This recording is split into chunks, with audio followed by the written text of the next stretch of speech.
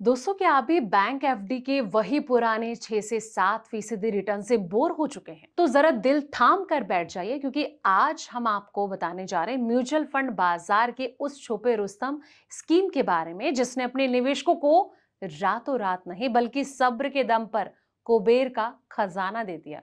महज 1 लाख का one time investment और आज उसकी वैल्यू है पूरे 40.6 लाख। आखिर कौन सा है ये जादुई फंड और क्या अब भी इसमें पैसा लगाने का सही मौका है? तो आइए खोलते हैं इस वेल्थ क्रिएटर का पूरा कच्चा चिट्ठा। नमस्कार, मैं हूं आपके साथ संध्या बिष्ट और आप देख रहे हैं the economic times India. Value investment strategy यानी कि मूल आधारित निवेश रणनीति को अपनाने वाली आईसीआईसीआई प्रूडेंशियल वैल्यू फंड की ओपन एंडेड इक्विटी स्कीम ने 12 साल पूरे कर लिए हैं। 31 जुलाई 2026 तक 61,102 करोड़ रुपए के एसेट अंडर मैनेजमेंट यानी कि एयूएम के साथ ये जो स्कीम है, भारतीय म्यूचुअल फंड इंडस्ट्री में सबसे बड़ा actively managed value oriented equity fund है और वैल्यू कैटेगरी के कुल एयूएम का लगभग 28% हिस्सा इसी का है।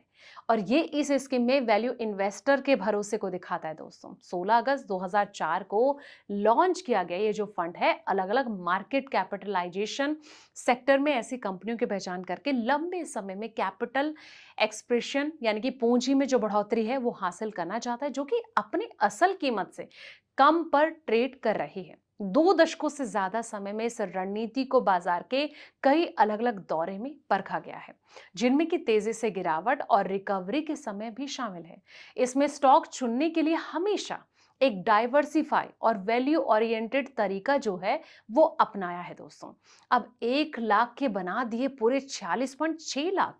इस फंड में स्थापना की शुरुआत में किया गया 1 लाख रुपए का यानी कि एक मुश्त लमसम निवेश 31 जुलाई 2026 तक बढ़कर लगभग 46.6 लाख रुपए हो गए, जो कि 19.11% की कंपाउंड एनुअल ग्रोथ है। और इसी अवधि में निफ्टी 50 की अगर बात करें तो टीआरआई में इतना ही निवेश बढ़कर लगभग 20.1 लाख रुपए हुआ, यानी कि इसके रिटर्न सीएजीआर 14.63% है। 3 और 5 साल जैसी कम अवधि में आईसीआईसीआई प्रूडेंशियल की इस स्कीम ने 13.44% और 16.05% का सीएजीआर दिया है, जबकि इसके बेंचमार्क यानी कि निफ्टी 500 टीआरआई का रिटर्न इस तरीके से 12.29% और 11.85% रहा।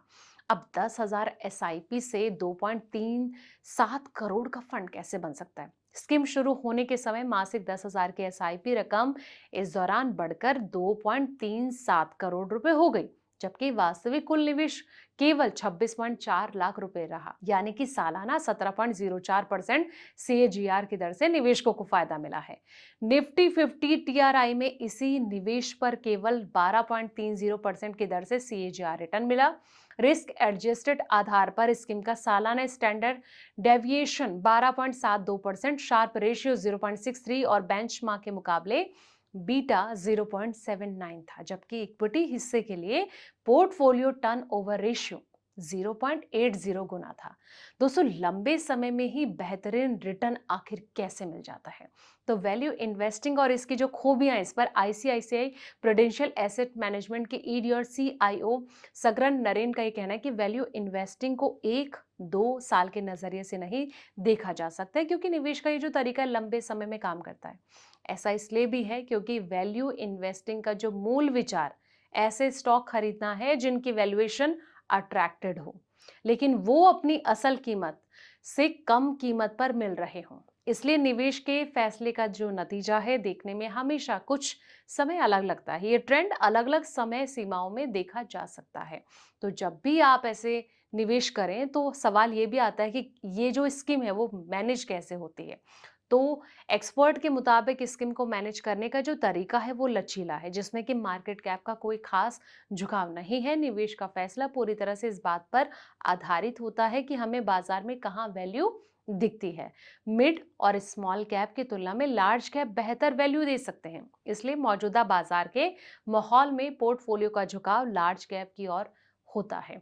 तो जब भी आप ऐसे फंड की तलाश में रहें या फिर ऐसे फंड में निवेश करने की सोचें, लमसम या फिर एसआईपी के जरिए, तो एक बार अपने फाइनेंशियल एडवाइजर से जरूर सलाह मशवरा करें, ताकि आपके पोर्टफोलियो पर कोई भी गलत इम्पैक्ट ना पड़े दोस्तों।